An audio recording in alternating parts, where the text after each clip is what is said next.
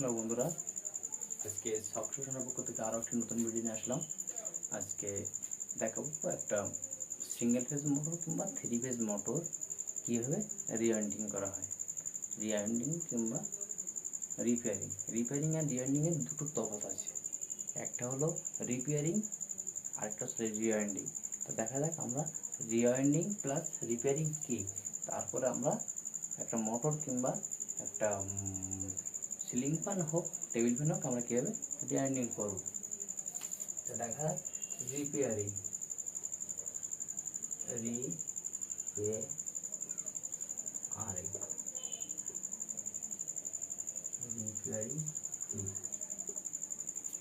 Repairing কি।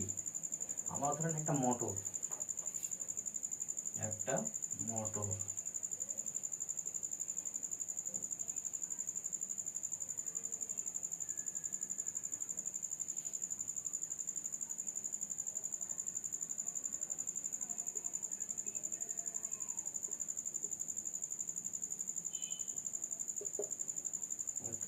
AC motor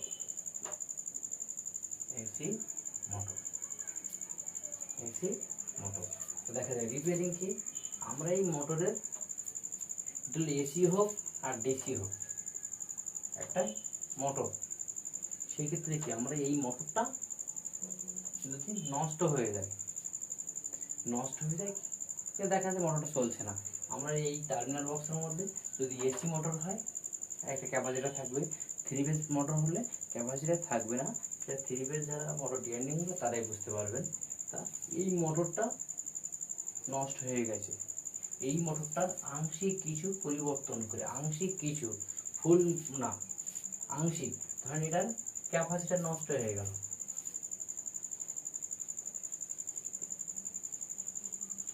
capacitor নষ্ট,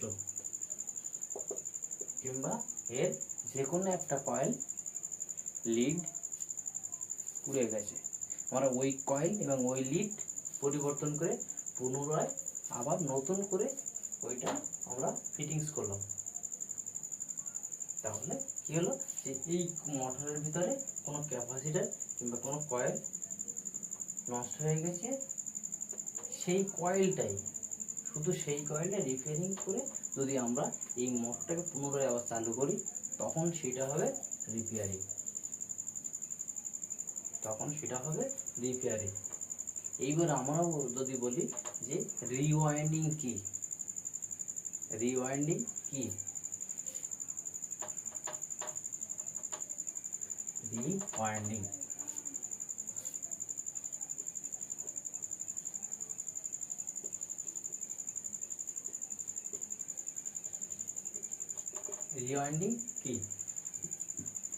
আমাদের যে এসি হোক ডিসি হোক, যে কোনো একটা মোটর কিংবা টেবিল ফ্যান হোক, সিলিং ফ্যান হোক,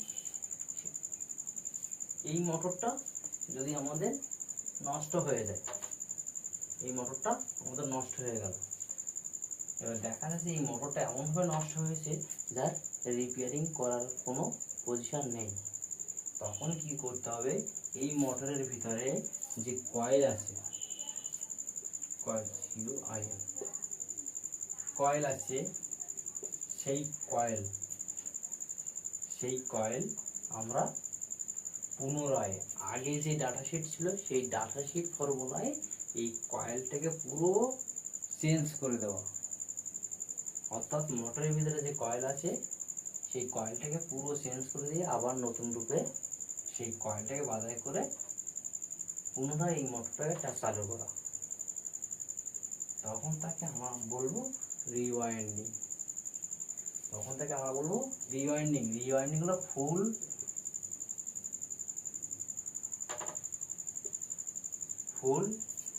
পার্টস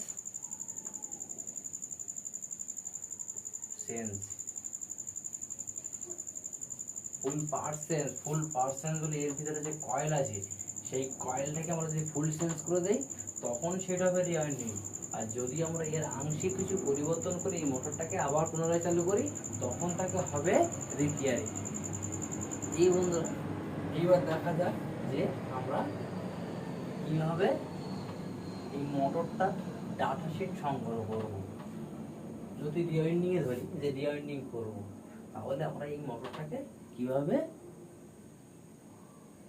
আমরা ওর ডাটা শিট সংগ্রহ করব। একটা মোটর নষ্ট হয়ে গেলে তার বডিতে যে কোনো এক জায়গায় একটা নেম প্লেট থাকে।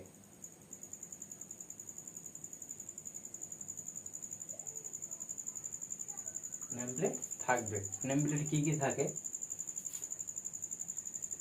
Voltage,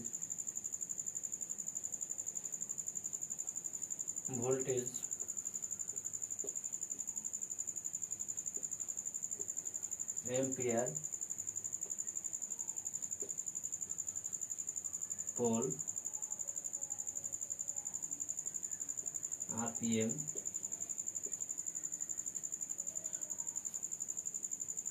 voltage, ampere, pole, RPM, এগুলো আমরা এই মোটরটার প্লেটের মধ্যে পাবো। এইবার কি হবে, আমরা এগুলো পেলাম। দেখা যাচ্ছে মোটরটা 220 ভোল্ট, এম্পিয়ার আছে 6 এম্পিয়ার, এম্পিয়ার, পোল আছে 4 পোল, আরপিএম আছে 1400। তাহলে আমরা ভোল্টেজ পেলাম, এম্পিয়ার পেলাম, পোল পেলাম, আরপিএম পেলাম। কিন্তু তারপরেও দেখা যাচ্ছে যে আমরা এই মোটরের ভিতরে কিভাবে কাজ করব। তাহলে আমরা এই মোটরের ভিতরে কিভাবে কাজ করব, আমরা এই মোটরের ভিতরে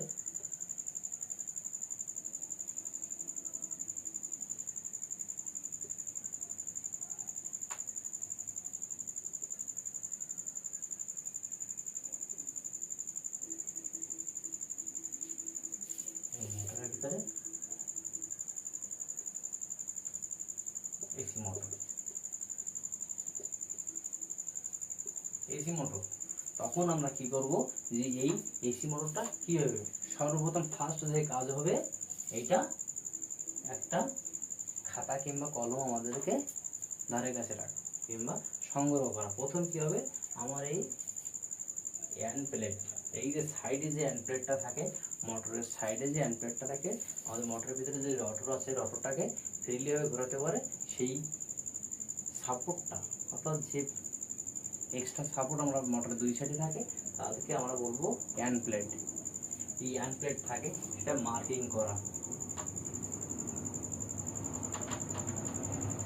মার্কিং, তাহলে মার্কিং করতে হবে। তারপর কি হবে, আমরা এন্ড প্লেট খুলে ফেলালাম, খুলে ফেলানোর পরে আমরা রটরটা বের করলাম, রটরটা বের করলাম। এইবার এই মোটরের ভিতরে সর্বপ্রথম আমরা দেখব স্লট সংখ্যা। দেখবেন মোটরের ভিতরে খাঁজ খাঁজ খাঁজ খাঁজ, এটার মধ্যে কয়েল ঢোকানো থাকে, সেইটাকে বলা হয় স্লট। তাহলে স্লট নির্ণয়, স্লট সংখ্যা বের করতে হবে। এইবার তারপরে দেখতে হবে যে আমার লেআউট ড্রয়িংটা কি আছে। লেআউট ড্রয়িং করতে দেখা যাচ্ছে যে আমার